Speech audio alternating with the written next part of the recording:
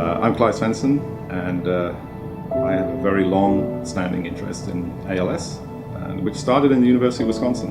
So it's been great to have that big connection with Wisconsin, and I think I'll always have a connection with Wisconsin. I joked just now I should have my Badgers hat, and I always say go Badgers. I'm not a big football fan, but I'm always watching the Badgers around.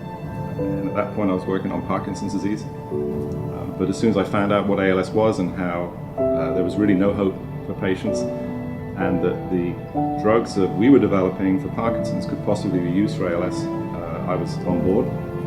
And it's really the ALS Association that got me involved. And one of the first people I met during the first few years was Jeff Kaufman. And I went to visit him at his house, and I remember it distinctly. He had, at that point, no ability to move except for his eyes, and he could use the computer system very efficiently. Jeff's eyes that I keep thinking about when he smiled at you with his eyes, and totally inspired. Jeff inspired me in Wisconsin, and as you will know, I moved to California around 5 years ago now, in 2010. And in California, I really kept my connections back with the University of Wisconsin. A good friend of mine and colleague is Masatoshi Suzuki, who still works in the University of Wisconsin in Madison. And of course, Alison Ebert, who's at the University in Milwaukee, the medical center, and she and I keep in touch a lot and visit each other's labs. And in fact, last year we had a large meeting here in Cedars-Sinai in collaboration with the University of Wisconsin. We had all the old friends that I've made in Wisconsin come and visit, including Jim Matese and his family who came to visit, the Weber family, and the Trickett family. And all of these people have kept my relationship strong with Wisconsin.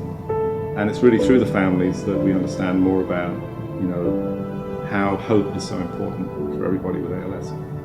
The research we're doing at Cedars-Sinai is moving into the clinic finally. It all started in Wisconsin.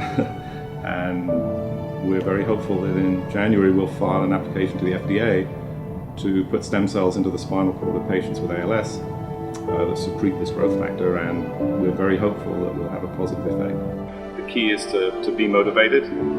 People like Rebecca Balbabi, when I met her and her husband for the first time, truly emotional moment, and makes me think about all the friends that we've lost over the years.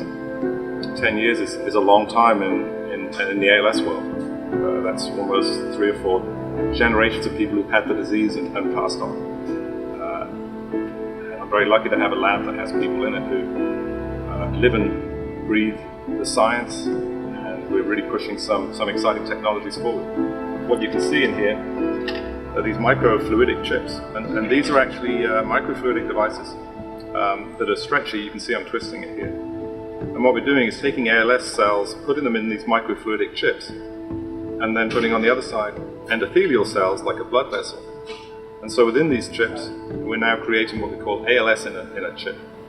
And this has actually led to a project called Answer ALS, which I have to say originated out of Wisconsin roots as well, which is all the work we used to do, taking patient samples, making them into stem cells, and then making the motor neurons that die in the disease.